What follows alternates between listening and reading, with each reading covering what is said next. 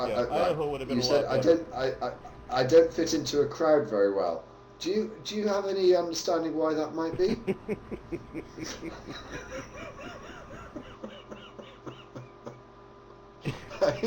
is is there something about you that perhaps you think might make you stand out in a crowd? If you saw the crowd I stood out with, then no. If the people I hang out with, or the people that I've considered my oldest and dearest friends, are some pretty rough-looking sons of bitches. Um, one of my best friends bears a striking resemblance to Lemmy on his good days, and the rest of the time he looks kind of rough. There you go. All right, over to over to the people in the room. Yes. And if you wouldn't mind, entertain them. Well, somebody wants me to do a hopefully Bigfoot roar, and me. I'm sitting outside in the suburbs. I ain't roaring.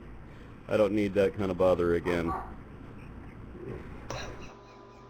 I have problems with my neighbors frequently enough. I mean, they called the police a half a dozen times before they finally said, you can't have a 6-foot bird in your backyard anymore. He lived here for 3 years. It was embarrassing when I'm walking down to the park with him, and a police car pulls up and says, you have to have that on a leash. Yes. A bird? Yes. What was it, an emu? He was 6'6". And you took him out for walks on a lead? And you wonder why you stand out in a crowd? The city wanted me to do that. Because, well, see, I'm walking down the sidewalk with my bird. He just walked with me, I didn't have to have it on a leash. We would go down to the park and run around. He's amazingly fast, by the way. I mean, these things run 45 miles an hour. I used to bring a 10-speed, not to keep up with him, but to catch up with him. I can't deal with this. Am I all right, now... Am I delusional? There was a point when we were walking down to the park, and there's a bunch of kids playing out in the street. So these kids come running up to the bird, and the bird wants to run and dance and play with them, so the bird's chasing these kids down the sidewalk. Well, somebody called 911 and reported that an eagle was attacking children. And nobody seems to know what an emu is. I mean, when we were in the park, he was mistaken for a turkey, which, that's a hell of a Thanksgiving, let me tell you. This was a good one. He was stomping around through the brush, and as you can see, we've got a lot of foliage here. It's a very green area. So we're down in the park. It's a very jungle-like environment, and my bird looks very much like a velociraptor. So he's trudging through the jungle and trods out on all these 12-year-old kids. Park, and they were scared. I don't know about this. How much delay are we having here? When I speak, what do you do? 9, 10, 11 seconds? What happens with... I'm struggling to keep my... what happens... people can hear us... I think people can hear us having a coherent conversation as we are at the moment. The visual is about 7 seconds behind. But they are receiving the audio as we receive it. So there isn't any lag on the audio, but there is a lag between the visual and the audio. Okay. Yeah, as someone says, yes, as far as it can be coherent with me. Okay. So, I'm going to try to see if there's any questions in the panel. Yes, please do, because I can't speak anymore. Have I heard the new Death Clock album yet? No, my son is the big Death Clock fan. I don't watch TV. I haven't turned on a television in like 5 years. But I do like the show, and every time I find myself at his mother's house, she plays me an episode because she wants to share that sort of thing. That was the next question. Somebody's talking about flashing. I'm not sure exactly what they're referring to. Am I a biker? Well, that depends on your definition. I have had a lot of motorcycles. I used to ride with a bunch of guys called the Varger. Half a dozen guys with tattoos like this in their shoulder. There's a bunch of us now. Not all of us ride anymore. Back in Arizona, not everybody I knew had a car, but everybody had a bike. And it was a lot of fun going out with your friends. I mean, you'd go out to a party and you didn't have to give an address because it would be obvious. It's the house with the 20 motorcycles in front of it. Let me see. The next question on the list. Will you be debunking Nephilim free? Every chance I get. I don't really understand that question. Am I going to make any formal videos on the matter? I don't have any plans to. I made a challenge for the creationist community to cough up whoever they think is their champion, and I'd like to see if they can do that, because I've gotten a lot of people that tell me, you know, I shouldn't be debating any of these people, and then people that I know personally say, well, you know, that person doesn't represent real creationism. And by the way, I have to tell you that on my street, they're everyone I live around. Okay? All my neighbors.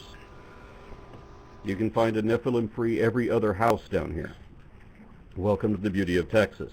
You've seen the Board of Education, right? That you did receive some criticism for attempting to address some lunatic. The name escapes me. Gear Up? No, it's more recent than that. The taxi driver. Yeah. And even you, eventually, I think it was at the third video, you actually ran out of patience and said, "I'm not bothering with you anymore." Well, I will deal with anyone that's got any sensible points to make. Has anyone taken you up so far on that offer?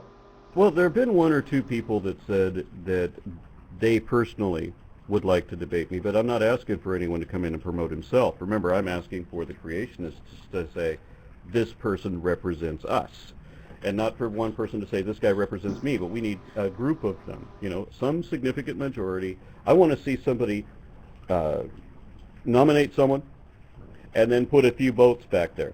And if we only have 5 votes and there's only one guy nominated, well, that makes the decision, and I'll be happy to debate that one. And I've also had a bunch of people tell me that I should debate this or that guy only because this or that guy is an annoying twit. And obviously these are not people that said this guy represents me.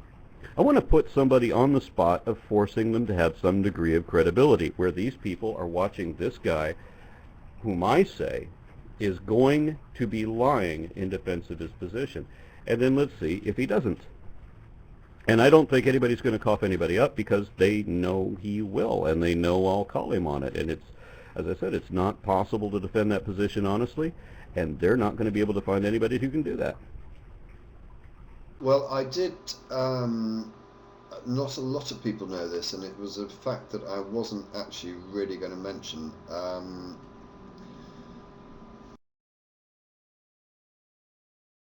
Mm-hmm. Which one? Which Venom Plane X? Oh yeah, the original, okay. PCS1. And the reason I did so was because I didn't want it to appear as if this was an atheist program.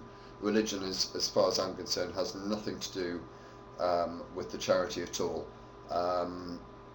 And I looked at those on YouTube who I thought would be able to hold their own, and who I wouldn't be criticised for using as a sort of like weapon of ridicule.